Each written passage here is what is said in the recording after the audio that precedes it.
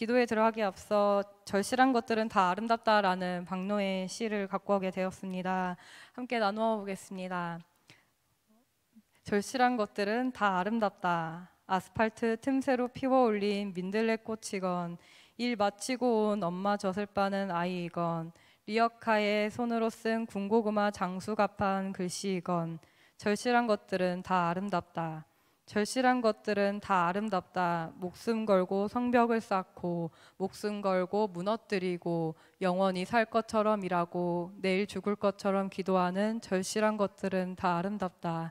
절실한 것들은 꾸밈이 없고 절실한 것들은 단순하고 진정한 것. 시도, 일도, 삶도, 사랑도 절실하게, 절실하게, 절실하게. 이 박노의 시인은 절실한 것이 아름답다라고 외칩니다. 마지막에 절실하게, 절실하게, 절실하게. 우리는 늘 삶의 절실함을 가지고 살아갑니다. 절실함은 마음 깊은 곳에서부터 우러나는 어떤 간절함입니다. 그 마음은 살기 위해서 또는 누군가를 지키기 위해서 아니면 목표점을 가기 위해서 아니면 무언가를 해내기 위해서 가지게 됩니다. 박노의 시인이 말한 것처럼 그 절실한 모습이 아름다운 이유는 인간을 생동력 있게 하는 모습이기 때문에 그런 것 같습니다. 그 중에도 가장 아름다운 모습은 절실하게 예배하는 모습이 아닐까 생각했습니다. 누구에게 보여주기 위한 것이 아니라 어려움이나 고통이나 기쁨이나 깊은 감사 속에서 간절하게 드리는 예배, 그런 예배를 드리는 우리의 모습이 가장 절실하고 아름다운 것이 아닐까 생각합니다. 사람마다 절실하게 예배하는 방식이 다 다를 것입니다. 어떤 이에는 조용한 침묵 속에 드리는 예배일 수도 있고, 어떤 이는 눈물의 방식이 될 수도 있고, 어떤 이는 열정적인 찬양이 될 수도 있습니다. 또 어떤 이는 복음을 실제로 전하는 전도의 손길이 될 수도 있을 것 같습니다. 우리의 예배의 모습은 어떠합니까? 절실한 아름다운 모습이십니까? 아니면 형식적이고 의미 없는 모습이십니까? 오늘 말씀에 나오는 노아의 경우를 생각하면 그는 참 절실한 예배자였다라는 것을 알 수 있습니다. 하나님이 세상을 심판하겠다라고 하셨을 때 노아는 말씀대로 방주를 지었습니다. 방주를 짓는 방식과 과정에 누구도 노아를 이해해주지 못하고 좋지 않은 시선으로 보고 어려운 상황 속에 있었더라도 노아는 그 모든 것들을 이겨내고 견뎌내며 하나님 말씀을 신뢰하며 방주를 지었습니다. 그 말씀을 지켜내며 방주를 지은 그 삶의 시간들이 모두 그 자체가 삶의 절실한 예배였을 것입니다. 홍수가 일어나는 상황을 생각했을 때 생명이 오직 하나님께 달려있다, 그 절박함 속에 드린 기도는 얼마나 절실한 기도였을까요? 특히 인상적인 것은 노아는 수십 일의 방주 생활을 마치고 바깥으로 나와서 가장 먼저 한 일이 제단을 쌓고 번제를 드린 일이었습니다. 오늘 창세기 8장 20절에 이렇게 쓰여 있습니다. 노아가 여호와께 제단을 쌓고 모든 정결한 짐승과 모든 정결한 새 중에서 제물을 취하여 번제로 제단에 드렸더니, 정결한 짐승과 새 중에서 제물을 골라 정성스럽게 준비해서 제단 위에 태웠습니다. 노아가 이 번제를 드린 이유에는 세 가지가 있을 것입니다. 첫 번째는 속죄입니다. 두 번째는 홍수에서 구원하여 주심에 감사하는 마음입니다. 또 세 번째는 하나님의 은혜를 간구하는 것일 겁니다. 이렇게 드려진 번제단의 제물은 향기를 내게 되었습니다. 21절 상반절에서 이렇게 기록합니다. 여호와께서 그 향기를 받으시고. 그 절실한 마음과 진정한 감사로 드려진 제물은 어떤 것보다도 정결했고 그 제물이 향기를 내었습니다. 그리고 하나님이 그 향기를 받으셨다라고 기록합니다. 모든 사람이 정결하다고 해서 모든 사람이 정결하다 말하는 제물들을 가지고 번제로 드린다고 해서 하나님이 그 모든 것을 기쁘게 보시고 받으시지는 않습니다.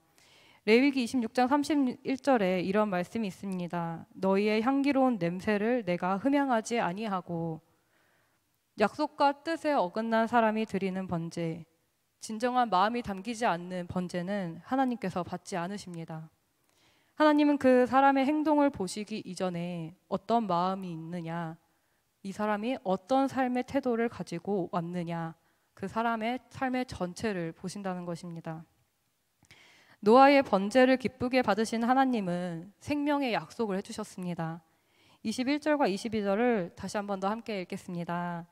여호와께서 그 향기를 받으시고 그 중심에 이르시되 내가 계획하는 바가 아마 땅을 저주하지 아니하리니 이는 사람의 마음이 계획하는 바가 어려서부터 악함이라. 내가 전에 행한 것 같이 모든 생물을 다시 멸하지 아니하리니 땅에 있을 동안에는 심음과 거둠과 추위와 더위와 여름과 겨울과 낮과 밤이 쉬지 아니하리라. 아멘. 홍수 이후에 인간의 죄가 여전할지라도 하나님은 앞으로 다시는 멸하지 아니하겠다 약속하셨습니다. 심고 거두는 일이 멈추지 않도록, 추운 날과 더운 날이, 여름과 겨울이 계속되도록, 낮과 밤처럼 일상이 멈추지 않도록 지키겠다라고 약속하셨습니다. 이 노아로 인해서 생명의 언약을 이 세상이 다시 받게 되었습니다. 노아는 인류 역사에서 최초로 하나님을 만족시켜드리고 기쁘게 하는 예배를 드렸던 사람일 것입니다. 노아가 살면서 지니고 있었던 절실한 믿음과 그가 보여준 삶의 예배, 그리고 심판 이후에 드려진 번제가 하나님의 마음을 기쁘게 해드리고 생명을 살리는 역사를 만들게 되었습니다. 이렇게 받게 된 하나님의 생명의 언약을 잘 누리기 위해서, 잘 살아내기 위해서 절실한 예배를 넘어서 이제는 진정한 예배를 우리가 하나님께 올려드려야 합니다. 진정한 예배에는 크게 두 가지의 의미가 있습니다. 진정하다라는 말에 여러 의미를 가지고 생각해 볼 수가 있습니다. 먼저 어떤 소란스럽고 어지러운 일 앞에서 우리의 마음과 태도를 가라앉힐 때 진정해 라고 말하는 것처럼 어떤 격양된 감정이나 아픔을 가라앉히는 모습의 진정입니다. 노아와 가족들이 드렸던 이 제사는 진정시키는 향기의 제사였습니다. 하나님은 세상을 보시고 분노하셨습니다. 창세기 6장 5절과 7절에 이런 말씀이 있습니다. 함께 읽겠습니다. 여호와께서 사람의 죄악이 세상에 가득함과 그의 마음으로 생각하는 모든 계획이 항상 악할 뿐임을 보시고 땅 위에 사람을 지으셨음을 한탄하사 마음에 근심하시고 이르시되 내가 창조한 사람을 내가 지면에서 쓸어버리되 사람으로부터 가축과 기는 것과 공중의 새까지 그리하리니 이는 내가 그것들을 지었음을 한탄함이니라 하시니라. 아멘. 세상의 악한 모습에 대해서 한탄하시고 결국 하나님이 정성 다해서 만드시고 자신의 생명을 불어넣었던 인간을 보시면서 후회하셨습니다. 그런 하나님의 마음을 위로해 드렸던 사람이 이 노아입니다. 그가 드린 번제로부터 나온 향기가 하나님의 마음을 위로하고 진정시켜 드리는 향기가 되었습니다.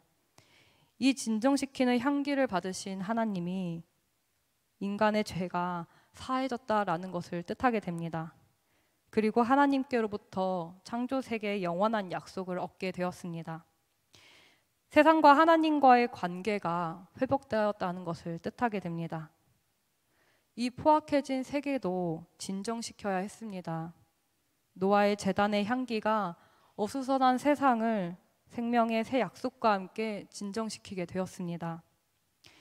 우리의 예배가 하나님의 마음을 위로해드리고 기쁘게 해드릴 뿐만 아니라 세상을 진정시키는 향기로운 예배가 되기를 원합니다.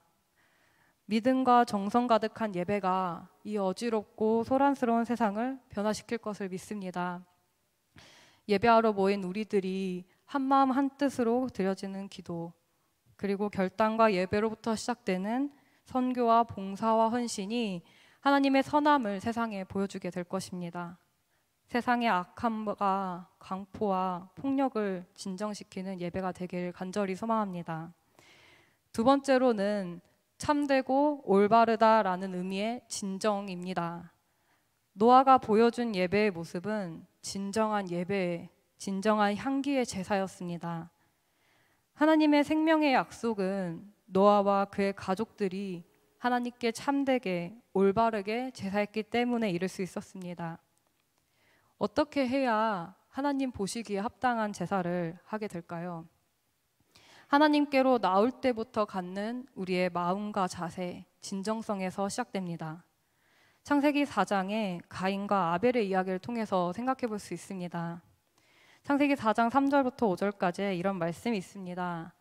세월이 지난 후에 가인은 땅의 소산으로 제물을 삼아 여호와께 드렸고 아벨은 자기의 양의 첫 새끼와 그 기름으로 드렸더니 여호와께서 아벨과 그의 제물을 받으셨으나 가인과 그의 제물은 받지 아니하신지라. 가인이 몹시 분하여 안색이 변하니. 가인과 아벨 두 형제는 똑같이 하나님께 제물을 올려드렸습니다. 하지만 하나님은 아벨의 제물을 받으시고 가인의 제물은 받지 않으셨습니다. 그러니 가인이 분하여 안색이 변하고 자신의 동생을 죽이는 일까지 벌이게 되었습니다. 하나님께서 왜 아벨의 제물만 받으시고 가인의 제물은 받지 않으셨는지 히브리서 11장 4절을 통해서 알 수 있습니다. 함께 읽겠습니다. 믿음으로 아벨은 가인보다 더 나은 제사를 하나님께 드림으로 의로운 자라 하시는 증거를 얻었으니 하나님이 그 예물에 대하여 증언하심이라. 그가 죽었으나 그 믿음으로써 지금도 말하느니라. 아멘. 히브리서 11장 4절에 보면 두 형제가 하나님께 제물을 올려드린 모습을 제사라고 표현하고 있습니다. 아벨은 믿음으로 가인보다 더 나은 제사를 드렸다고 말하고 있습니다. 가인과 아벨의 차이는 어떤 동물을 바쳤느냐, 어떤 식물을 바쳤느냐에 대한 차이가 아닙니다. 하나님이 아벨의 제물을 받으신 것은 아벨이 헌신적이고 순종적인 마음을 하나님께 보여드렸기 때문입니다. 그로 인해서 아벨은 의로운 자라는 증거를 얻게 되었습니다. 존 칼빈이 이런 말을 했습니다. 그것이 믿음으로 드려져 정결했기 때문이다. 이 둘의 큰 차이는 바로 믿음입니다. 처음부터 하나님께 어떤 마음으로 어떤 믿음을 가지고 왔느냐의 차이입니다. 사무엘상 15장 22절에 순종이 제사보다 낫다라는 말씀이 떠오릅니다. 우리가 하나님을 굳게 신뢰하고 헌신하는 마음, 그 믿음을 가지고 나올 때 하나님께서 우리의 정성과 마음을 받아주실 것을 믿습니다. 예수님도 제단 앞으로 나올 때 어떻게 우리가 준비해야 하는지를 알려주셨습니다. 마태복음 5장 23절과 24절에 이 말씀을 세 번역으로 함께 읽어보겠습니다. 그러므로 내가 제단에 제물을 드리려고 하다가 내 형제나 자매가 내게 어떤 원한을 품고 있다는 생각이 나거든 너는 그 제물을 제단 앞에 놓아두고 먼저 가서 내 형제나 자매와 화해하여라. 그런 다음에 돌아와서 제물을 드려라. 아멘. 예수님께서는 제단의 제물을 바칠 때 형제와의 불화가 생각나면 제사의 행위를 모두 멈추고 형제 자매와 먼저 화해하라 라고 하셨습니다. 그렇지 않은 제물은 하나님께서 기쁘게 받으시지 않습니다. 제물뿐만이 아닙니다. 드린 사람의 일생을 그리고 그가 하나님께 고백하는 모든 죄를 용서받기 어려울 것입니다. 그러니 제단에 나오기 전부터 일상이 우리의 모든 모습과 모든 마음이 예배하는 자세로 변화되어 있어야 합니다. 우리의 가까운 가족들로부터 그리고 형제자매들 그리고 나아서 세상에까지 화해하며 살아가야 우리가 참된 예배를 드릴 수 있습니다. 우리는 우리의 형제자매와 화해, 곧 사랑을 해야 합니다. 예수님께서 말씀하신 이 화해는 서로 사랑을 뜻합니다. 우리의 모든 정성과 마음의 행위를 하나님께서 받아주시길 원한다면 우리가 먼저 서로 사랑해야 합니다. 만약 노아가 믿음으로 그리고 하나님을 사랑하는 마음으로 또 감사로 제단을 쌓지 않았다면 그가 드리는 번제의 향기는 향기가 아닌 냄새, 오히려 불쾌한 냄새가 되었을 것입니다. 노아가 올려드린 번제의 향기를 받으신 하나님의 이 이야기처럼 우리의 향기로운 예배를 하나님께서 받아주시기를 간절히 소망합니다. 그런 예배가 되기 위해서 오늘 우리의 삶에서부터 믿음의 모습을 가지고 살라고 요구하십니다. 예배를 나오기 이전에 예배를 드린 이후에 여러분의 삶의 모습은 어떠십니까? 모든 순간이 절실함을 넘어 진정으로 예배하고 계십니까? 오늘부터 다시 한 번 더 다짐하고 하나님께 진정으로 예배하는 우리 모두가 되길 소망합니다.